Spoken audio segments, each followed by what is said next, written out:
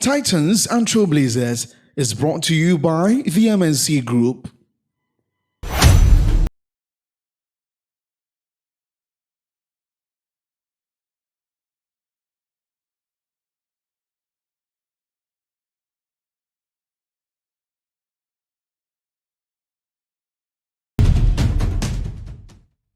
Welcome to part 2 of our engaging discussion with my brother, Erikuma, and we've been looking at issues around this famous concept of marketing, where it came from, where we are, the idiosyncrasies about the AI age in which we live right now, and what the attendant consequences are for a marketer who wants to stay alive, because the world in which we live now is so fluid.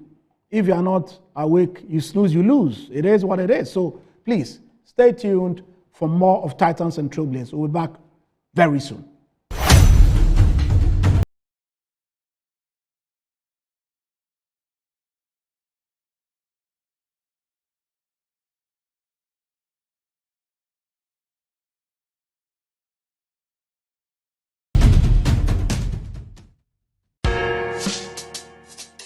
Whether you're a wholesaler, retailer, or consumer, MNC Logistics and Trading is your trusted partner in minerals and food commodities trading. Experience the difference with MNC Logistics and Trading for your commodities trading. We operate a well-equipped laboratory that smelts and assays gold to ensure transparent, credible, and reliable minerals transactions. Our general food commodity market deals with imports and exports of food products such as rice, sugar, and grains. We pride ourselves on delivering products that meet the highest standards of quality and taste. With our expertise in international trading and logistics, we bridge customers far and wide. Locate us at number 4 Neosai Interfo Avenue, East Legon, Accra. Call us on 030-299-8246 or visit our website www.mnclogisticsandtrading.com. MNC Logistics and Trading, hub of confidence. MNC Group is a leading investment holding company with expertise in minerals and food commodity trading, precious minerals refinery, real estate development, and logistics and energy. With individually registered companies, our headquarters is located in Accra, Ghana, with operational offices in Dubai, UAE, Hong Kong, and Guangzhou in China, Johannesburg in South Africa, Virginia in the USA, and Milan, Italy. We connect business markets and drive growth. Trust us to maximize value in every deal. Call us on 0302-551-917 or 0302-551-918 or send us an email mncgroup@mncgroupgh.com. MNC Group, totally reliant.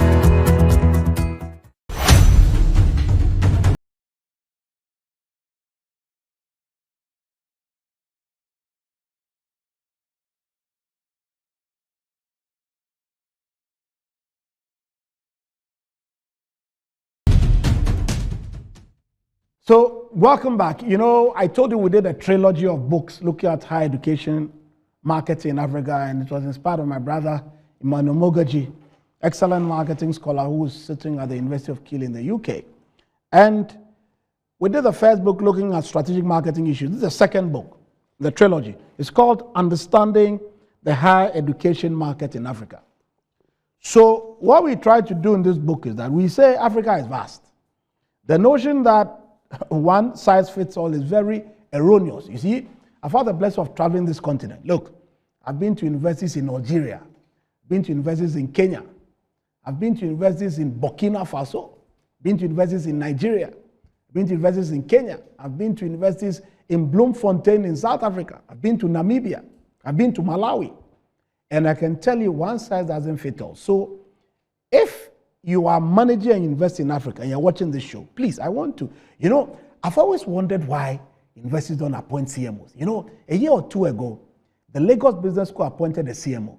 I clapped and clapped and clapped. I said, wow, finally the blessing has come. Because what do you have? You typically have directors of corporate affairs, directors, university relations. They are good people.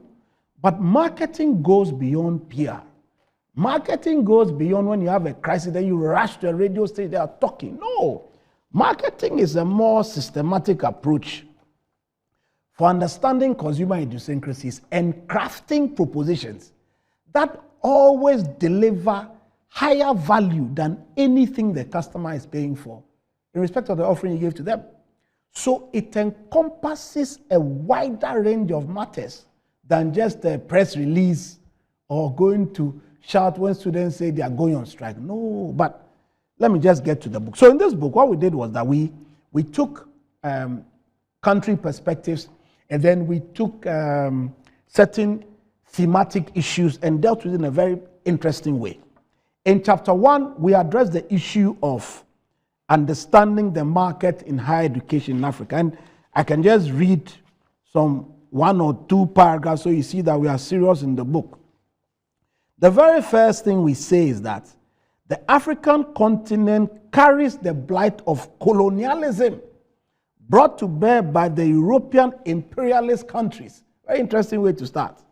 For centuries, European countries established colonies in Africa ostensibly for spreading civilization, which was presented as a tool for modernization on a continent widely considered dark, barbaric, and uncultured. However, the major reason behind the imperialist project in the early 19th century was to expropriate the vast untapped resources of the continent, both material and human, to fuel the industrial revolution in Europe. So against this background, we are thinking that the continent has suffered intense epistemistic violence resulting in total decimation of African traditional culture and values, indigenous knowledge systems, and the fundamental African sense of being.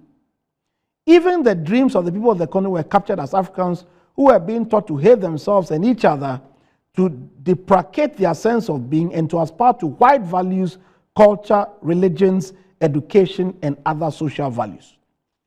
So we are saying in this book that we need African solutions for African continent. Yes, we had a certain history from colonization, but we've come so far today that if you look at chapter 2 of the book, we deal with issues around public versus private universities in Nigeria, market dynamic perspective. See me, I'm very blessed because I came from industry and went into the academy. But when I got to the academy, I've been rector of a private university in Ghana.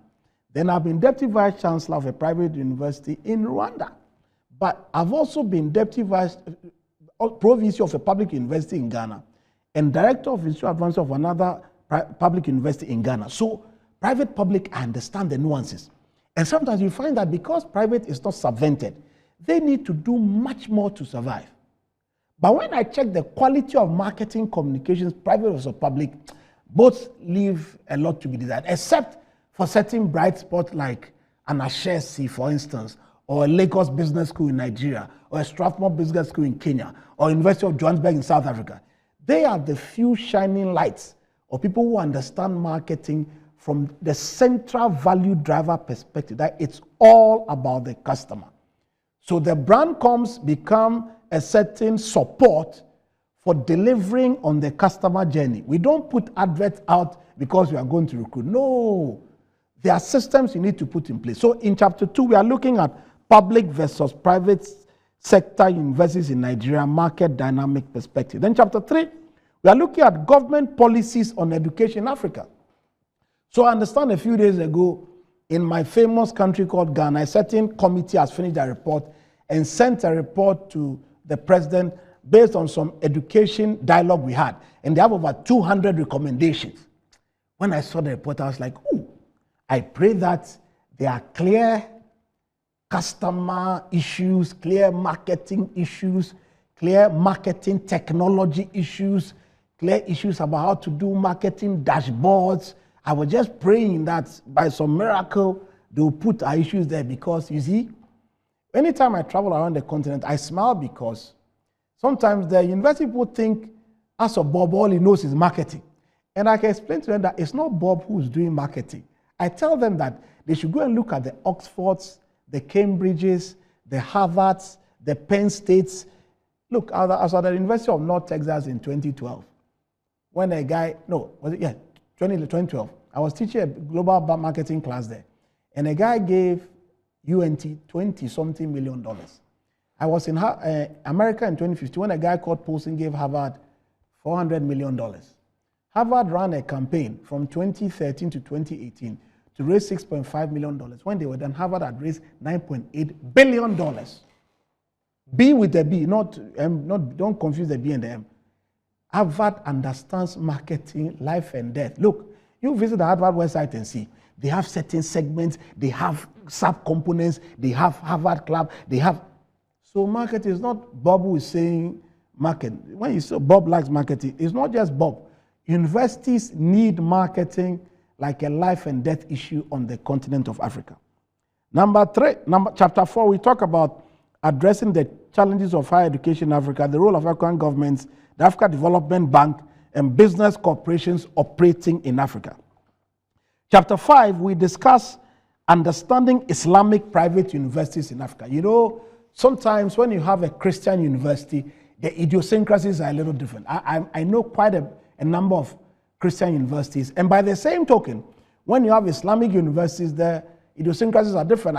One of my friends just got appointed as an advisor to the central bank, and in the communique regarding his appointment, I understand he's going to champion Islamic banking. I was like, wow, that's very powerful.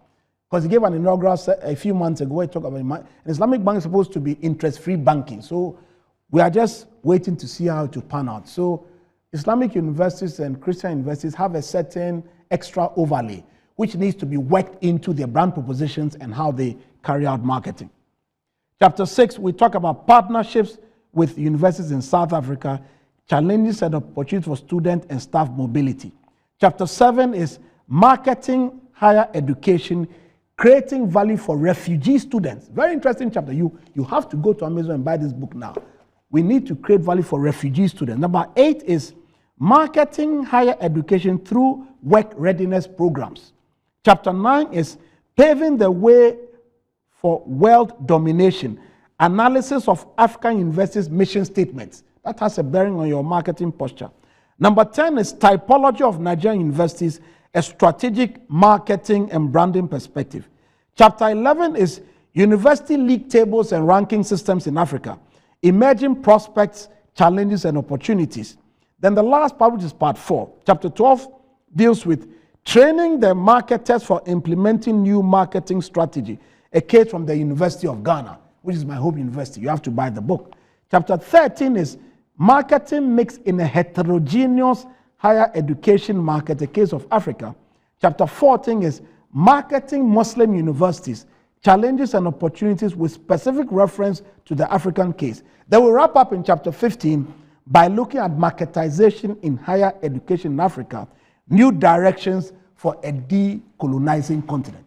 People, you have to buy this book because it's a game changer for understanding how marketing should be carried out for superior value creation and delivery in African higher education institutions. Thank you for watching. We'll be back with more with my brother Eric Kuma. Stay tuned.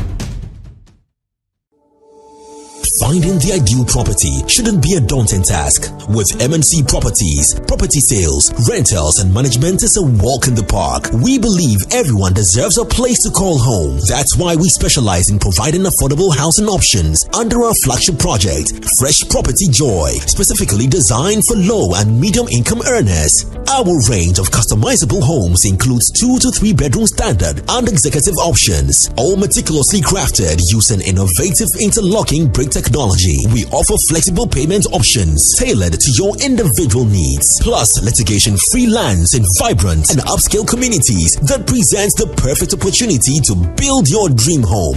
We are committed to making affordable housing a reality. Whether you're looking to buy, rent, or invest, we've got you covered. Our service team is ready to assist you on 0302 551 917. MNC Properties, choice of class.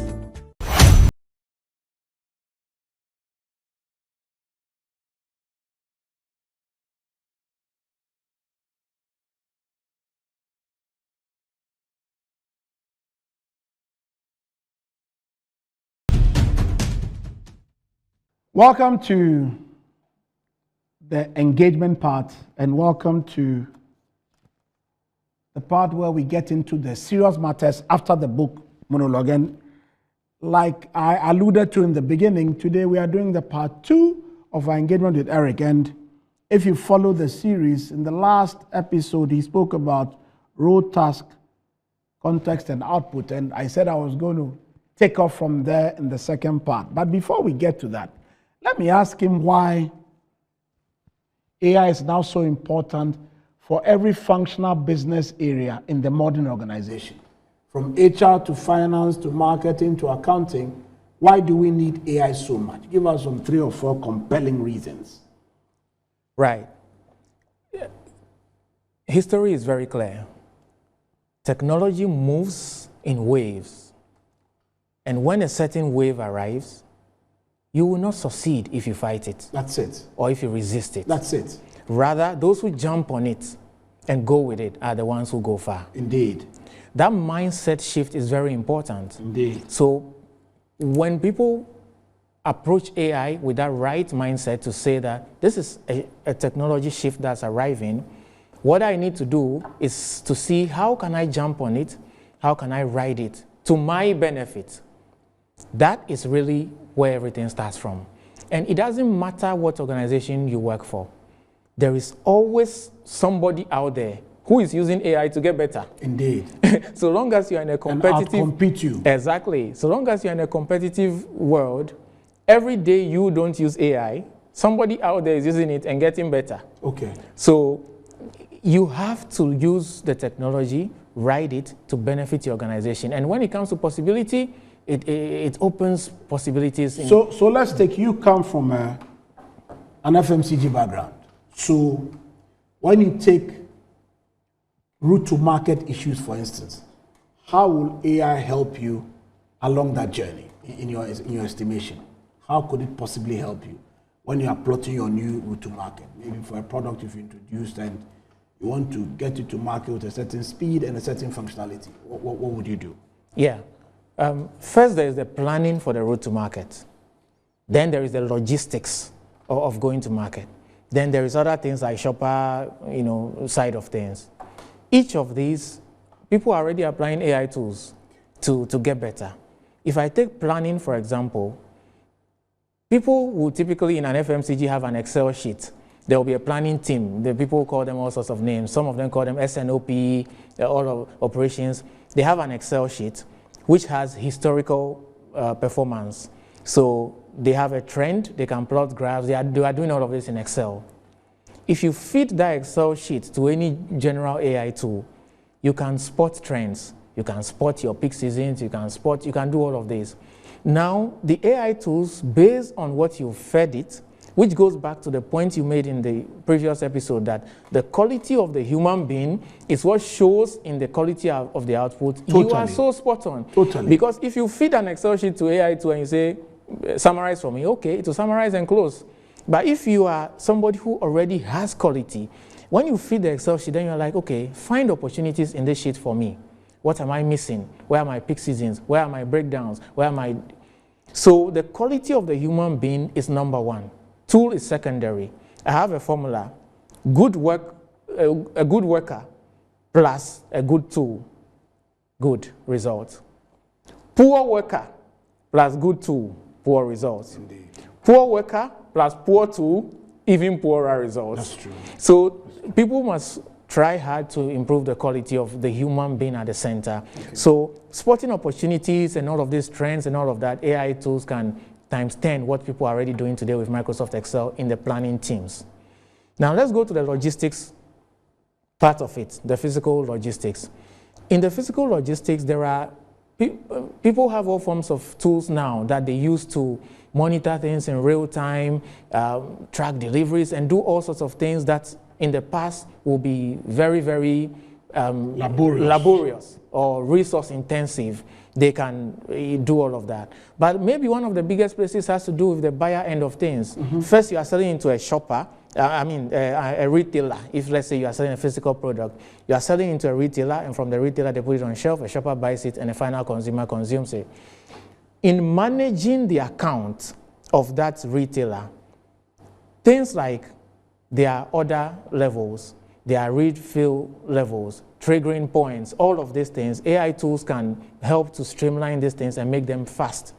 They can generate dashboards where all you need to do is to look at your screen and say, okay, predictive models based on what is going on, ShopRite is likely to call me tomorrow, and this is their typical order. So this is what I should be preparing for. So the prediction part of dealing with the channels, the retailers, the outlets becomes very useful here. So the entire chain, every spot on the chain can benefit from AI. And the best part is people are already doing it. The thing about AI is everybody has a license to operate. Everybody has a license. If you are in charge of sending emails to a consumer, nothing stops you from passing your emails through AI, spotting the consumers who object, why they object, predicting whether the next person is going to object, and even predicting their email and preparing a scenario to back that objection. And so people are taking initiative on their own to use the AI tools along the entire journey. So it makes all of this and when it comes to brand marketing, the possibilities are endless. Communication. In the past, if you wanted to do an ad, you shoot the ad, you've recorded the ad, you distribute it on the channels. If we go online, you may give different formats to different platforms because of their requirements. So if Instagram wants a 16:9 or something, you prepare all of that by the copy is the copy, or if you have 2 or 3 variations, you give them. What people are thinking about now is next level, where there is an idea, a central brand idea, based on who you are. The AI tool can create copy that addresses only you, based on the buyer profile that has been fed into it. Absolutely. In other words, the ad that you are seeing for product A is totally different from the ad that I am seeing for the same product A. If I'm a family man and I like to go on vacations with my family, the product A will tell me something regarding vacations because that's my buyer persona. If you are a solo traveler, you like to go hiking and all of that, it will tell you something different. So it is next level. You cannot create this in existing systems. How many human beings are there? How much effort and time and resource do you need to create an individual ad for 20 million buyers? But AI tools will generate it in real time. That's it. Then on top of that, there's translation now. Indeed. Yes. So you can generate an ad today, and for some reason you want to target somebody in Russia, and it will translate the copy in real time in Russian for the user. And Mark Zuckerberg spoiled everything a few days ago when he announced that now what they are piloting at Meta, Facebook, for those who are familiar with Facebook, you give them your idea that this is what I'm promoting, these are my ideas, and then leave it to them. That's all. So you don't create any ad and submit to them. You don't write any copy and add to them. You don't give any description. Just tell them that my idea is, I'm selling this product, these are my targets, this is where they are, this is what I know about them. Leave it to them. The AI tools at Meta are now preparing to launch that kind of program where, based on that, they'll be generating the ads in real time for each unique persona. This would not have been possible years ago. How the ad agencies are watching you, because where we are now, if the ad agencies don't sort of reinvent themselves, soon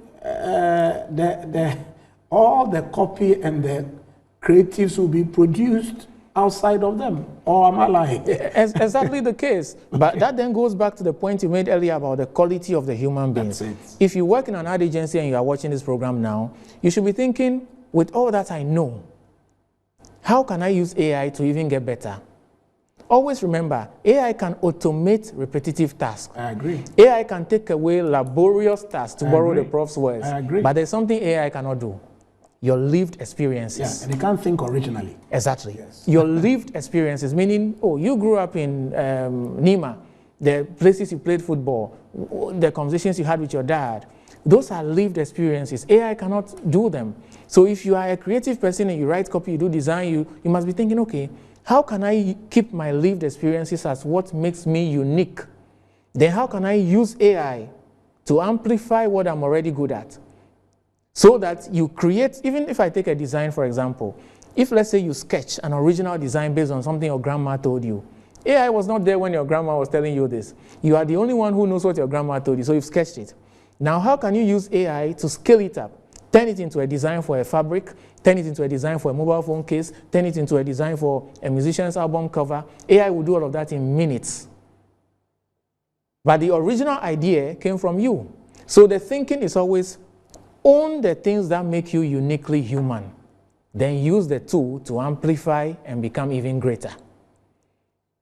Let's talk about customer experience.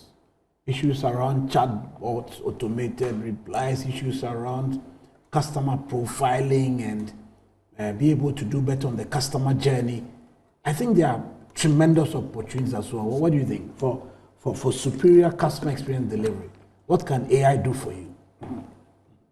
A lot. Okay. I think this is one of the areas where you will be very excited because you are, I love it. You love it. The passion shows when you talk about Absolutely. it. AI can do a lot. First of all, the whole idea of customer experience is to put the customer at the center. Absolutely. So, the more you know about the customer, the better you can make them happy. Absolutely. With that foundation, the thinking now is, how can AI help me know more about the customer? Indeed. That's the first step. Indeed. Secondly, now that I know about the customer, how can I serve this person in a manner that is meaningful and personalized? Absolutely. Because these are the things that make consumers want to choose you again. Absolutely. So AI gives us what we call personalization at scale. Correct.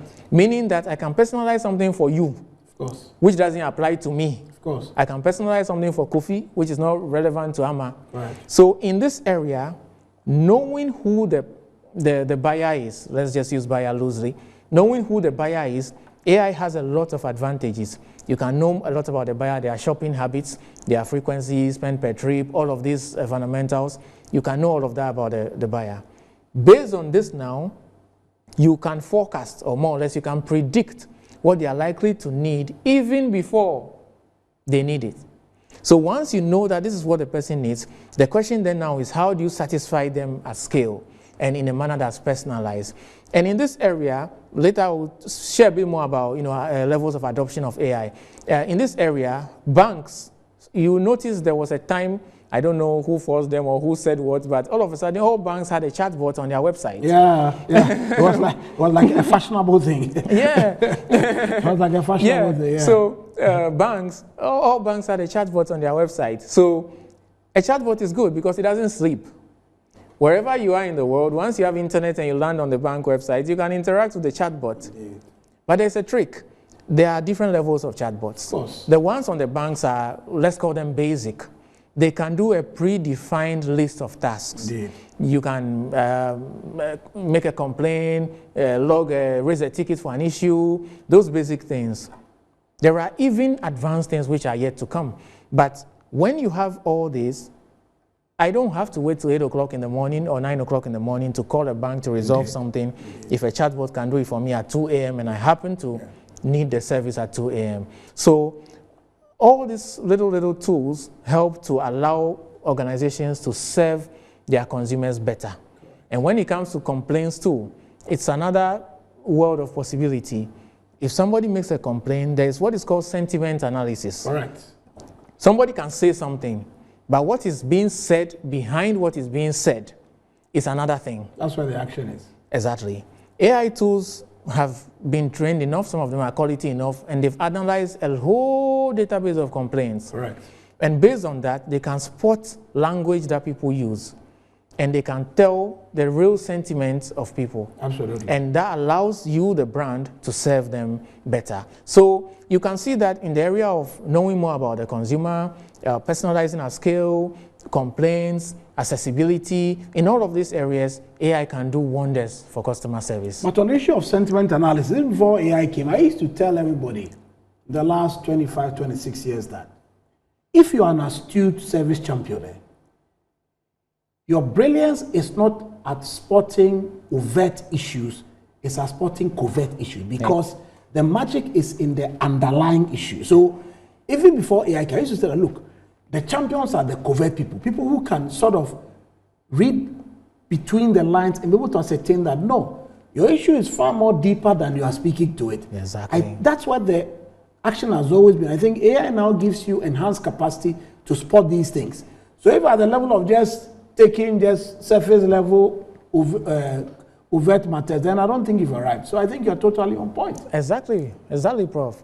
Wow. To hear the unspoken, to see the unwritten. That's what the magic is. That is the magic. And with AI, you can go right at the heart of the magic and do a lot.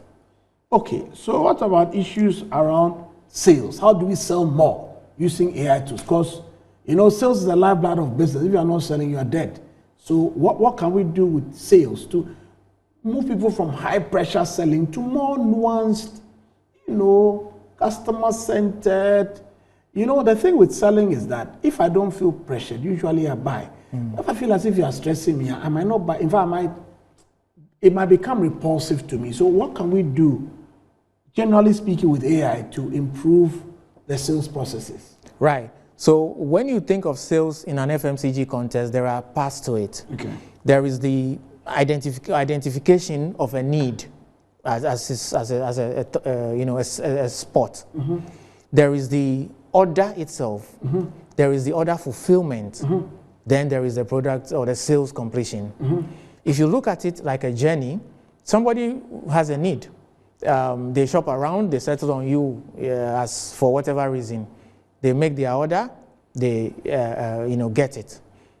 The point about getting more people to either buy more times or getting more people to buy. So it's either a consumption job to be done or a recruitment job to be done. Okay. So if you have 5 people who buy twice a year, that's 10 buying occasions. If you have 10 people who buy once a year, it's 10 buying occasions. So you can either go with consumption or go with a recruitment. At each of these points, AI can do a lot.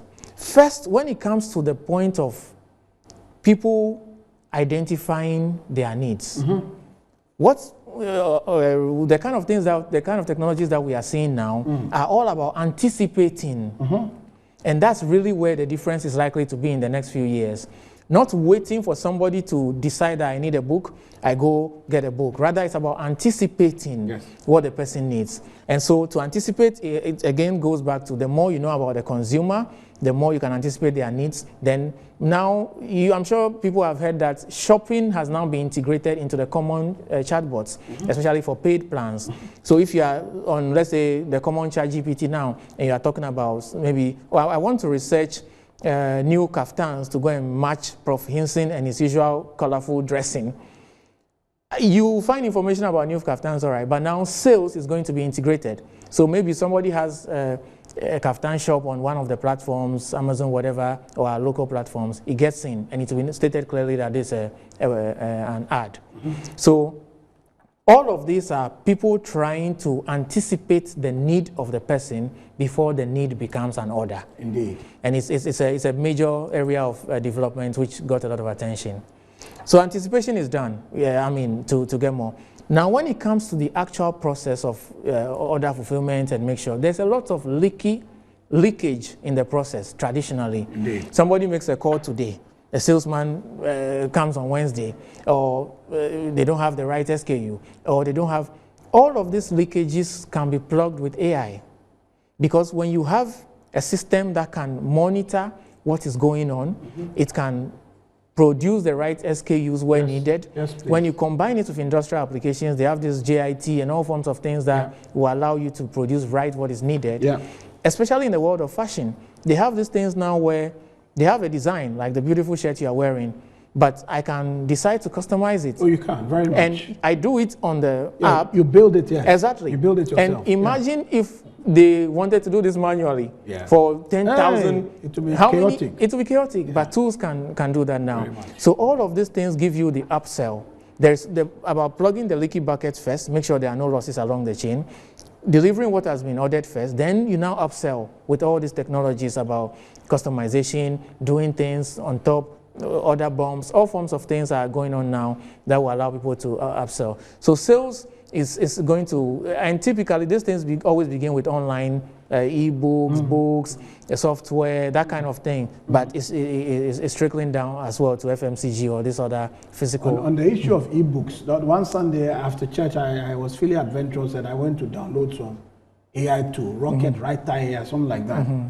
And I said I wanted a tool to start writing books for me. So don't say, okay, you wait, let me finish. You will not be happy where I end. So I found that the AI tool was charging me $19 per book. No problem. So I gave it some very difficult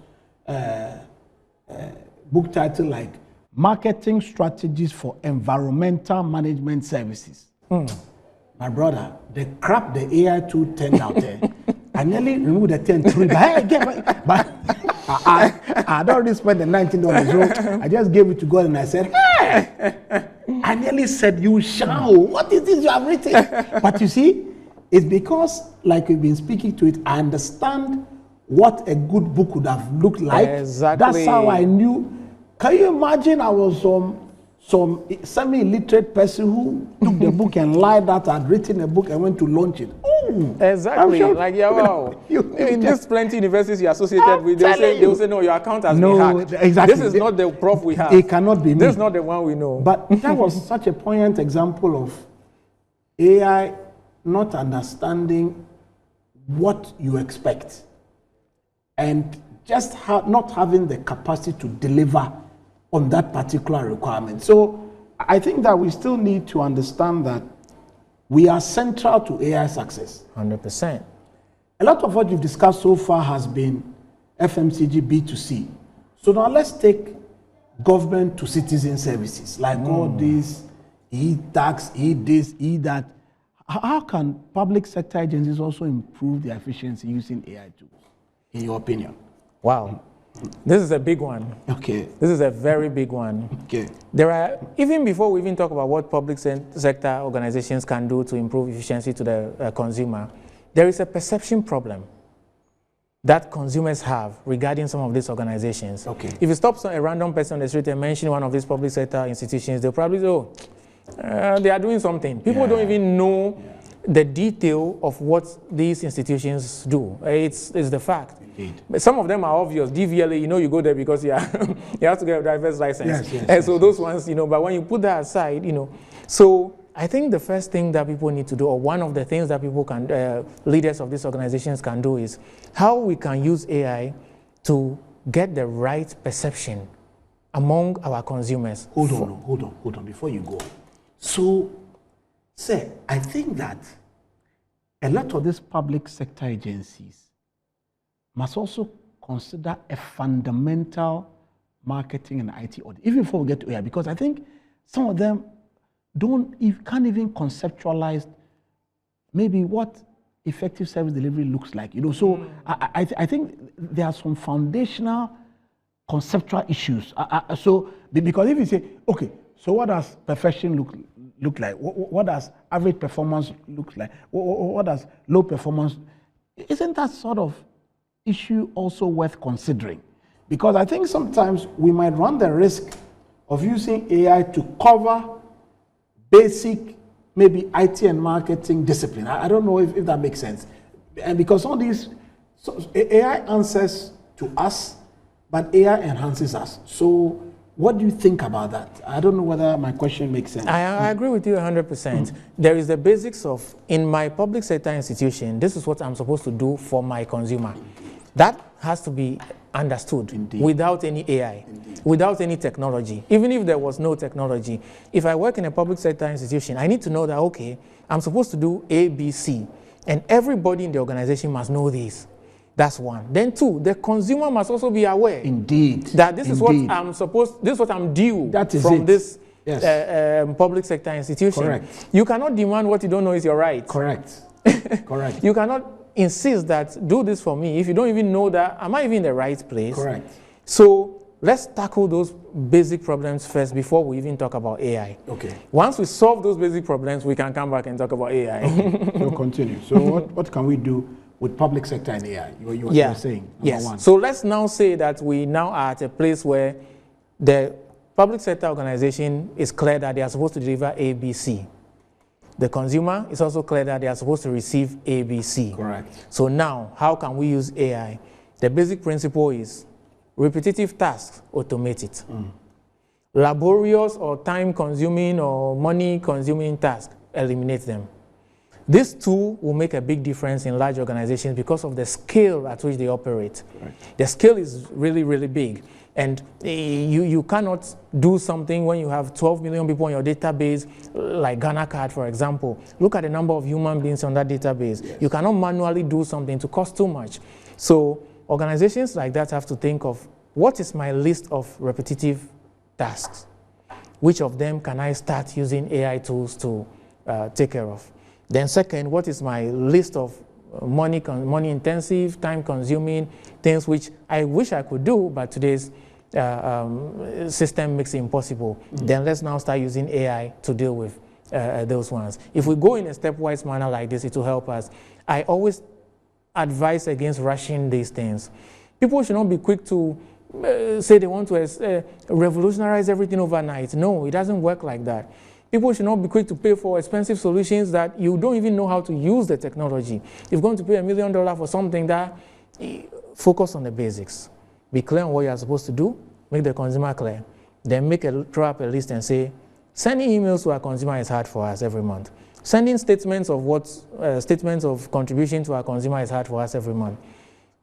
Addressing everybody's email and address and house address is difficult for us every month. Month closing reports are hard for us every month. All these four, which of them can I use AI tools to start automating? Then I start experimenting and take it from there. On that public sector note, we'll take a short break. We'll be right back with more of Titans and Trailblazers. Please stay tuned.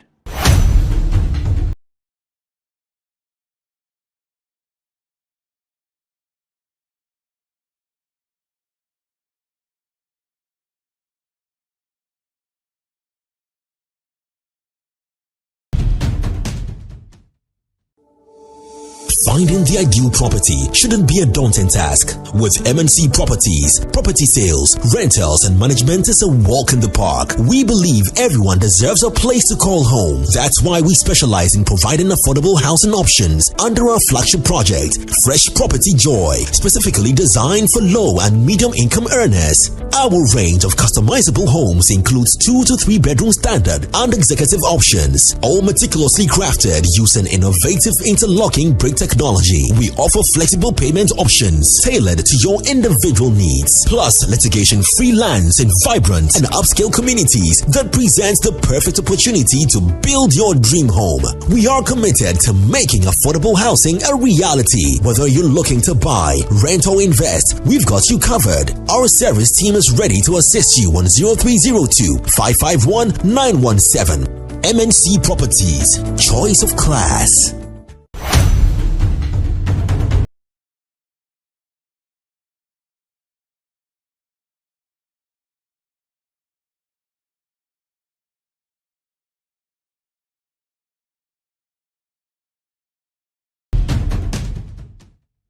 Welcome back. Welcome back. Really good to have you back. Now, I'm going to ask a question that everybody has been asking. Since Eric is here, I'll ask him. Is AI going to take everybody's job? Or it won't take everybody's job? What's the story? Because people feel as if they'll go home soon. Some people feel as if, bring it on. This is how we go to our next level. So what's the story? Okay. This is an interesting story. This is an interesting story. The Harvard professor answered it. He said, the answer was, AI, the technology itself, will not take your job. But a human being who is using AI is likely to take your job. Okay. So the fear is not the fear of technology. It's being left behind when everybody is able to do better than you when you have not changed. It's one of the reasons why people need to get on this. And this is actually a good time to explain to people that there is no need to fear at all. Rather, people should prepare for the world of AI. Okay. And you see, this is not the first time that a major technology is arriving and changing the world. Yeah. In 1876, guess what happened?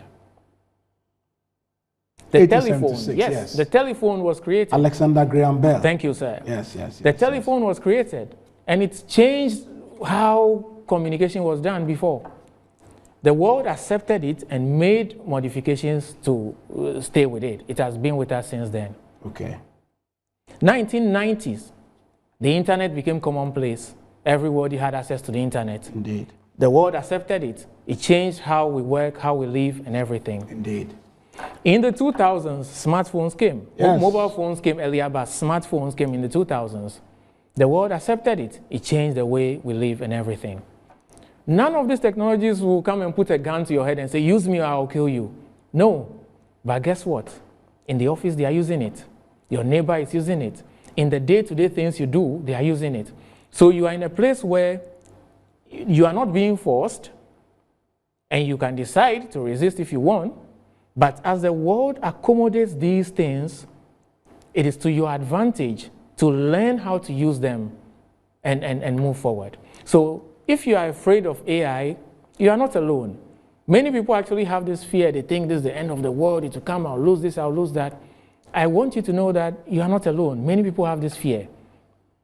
But just as the world adjusted to accept these technologies that we had seen, it is adjusting and it is accepting AI. So this is the opportunity for people who are totally new to AI to begin their AI journey now. And it's very simple to start using AI. If you are watching this at home and you are totally new to AI and you want to say, what at all is this AI thing? What can I also do to try? It's very simple. Open your browser right now. Just type ChatGPT. That's the common one. Just type ChatGPT in your browser. When it opens, just type, be my instructor. I am totally new to AI. Give me a 1-minute introduction for a beginner. Simple. Open your browser, type ChatGPT. When it opens, go into the window, then just type, be my instructor. I am totally new to AI. Give me a 1-minute introduction for a beginner. Simple. And that's it. You've started your AI journey. So congratulations. That's when it. They say, who are the people using AI? Raise you your too, can put your that hand is down. it. But AI has a cousin called robotics. And robotics sort of Mechatronics. deals with the physical execution, and then AI is like the brain or the intelligent decision making. So how does AI work with robotics to create the magic? Yeah. Yes. You know, human beings like physical things. Yes. You cannot deny that. Yes. Human beings like physical things. Yes. And when AI started becoming promoted and becoming popular, many people always had this image of a robot. Correct. It probably has to do with marketing. Maybe they should have consulted Prof. No, I If they think had consulted I you. think it's Star Wars and Darth Vader. Yes. Oh, and you know the interesting thing? Yeah. I actually read a research paper that say that when these tech companies want to pilot something, they put it in the movies. Indeed. Because they use the movies to check the reception by the consumers. That's correct. So when consumers watch a movie and they are like, oh, wow, this is Batman suit, Yeah. this drone, this, then the tech companies are like, oh, they like it. They like it. Let's do it. Exactly. So it's a theory. I've not verified it myself as a theory. Well, it's a good theory. Yeah. And so the robots have registered themselves in people's minds. Correct. It's hard to take it away. Correct. You know, and people always imagine a robot like something that looks like a human being. That's true. No, that's only like 2% of what real robots are. That's true. Robots can be anything. If you go into like a manufacturing company, Yes. they have all these robots that go, it's just something running on a line. So Yes. it looks like a camera. Yes. It just goes, scan this, take this, move this from here. Or some of them are just arms. Yes. A robotic arm is basically a long metal. It goes, grab something, move it, grab, move. Yes. So please, don't be afraid. A robot is not a human being who will enter your house and beat you. And in the movies, they have all these movies where robots will turn against the human master, and robots will start killing humans. Indeed. You know, even if we wanted to do robots in this Ghana, when will we get there? It will take a while for real, like human-like, life-size robots. Rather, people need to focus on industrial applications. Indeed. In factories, there are arms that are carrying things. Forklifts now, it's an area that, you know, the traditional forklift is a vehicle driven by a human. The human goes, drives it, drops the lift off, picks it. Robots have replaced that. They can lift heavy things and just move. And so all of these things have registered in people's minds, but it's not an area for people to fear. And there's a lot of work going on in the area of robotics. And so it's an interesting area, actually. So Africa is evolving. Opportunities are evolving. Business challenges are real. Entrepreneurship is supposed to be a game changer. But you have your African youth still hoping to work at the Ministry of Trade or a Ghana Port and Harbors Authority or a Liberia Port and Harbors something. So, sir, I just want to ask you whether you have public sector aspirations, private sector aspirations, or whether you want to eventually work for yourself. I want 3 cardinal pieces of advice for African youth today. What can they do to better position themselves for a prosperous future? Wow. The first thing is the mindset shift. Mindset, okay. That's the first thing. Nobody competes against technology and wins. Nobody resists technology and wins. Okay. Nobody acts indifferent towards technology and wins. So the mindset is AI is here. It is my duty, my choice, my responsibility, my decision to use AI to move forward in whatever field I'm into. Okay. That is the mindset shift. That's the first one. Okay. The second one is the playing field is equal. Indeed. With AI, the playing field is equal. Indeed. You have ChatGPT on your computer. You don't need to pay for any paid version. Start with the free version. Indeed. Claude.ai is very powerful. ChatGPT is not the only chatbot available. Claude.ai is very powerful. Use it. Perplexity, Meta. There are so many of them. The playing field is level. That means that a time will come where there will be no excuses. So there is no need to fear AI. Rather, prepare for AI. And remember that the playing field is level. The new world of AI is here, and nobody should be left behind. Nobody should be left behind. Okay. Since you have a tech and a marketing background, I want us to close by you making an endorsement for me, because from 20th to 22nd August, we are hosting the African Marketing Confederation Tycoon Conference in Accra. And this is the 4th. I gave a keynote at the first one in Victoria Falls in 2022. I gave a keynote again in Entebbe in 2023. And interestingly, in Entebbe, my keynote was using technology to create Pan-African brands. Wow. So I find it very profound that we sit here today, we're discussing marketing and tech. Mombasa last year, I had an engagement, so I couldn't go. So I'm one of the master conveners for Accra. And the theme is Thriving in Africa's Evolving Markets, Trust, Trends, and Technology. That's the theme. And it's from Trust, trends and technology. That's it. Because you know, the world we are in, trust is now a very important commodity. It is. Because things are moving hyper fast, so trust is key.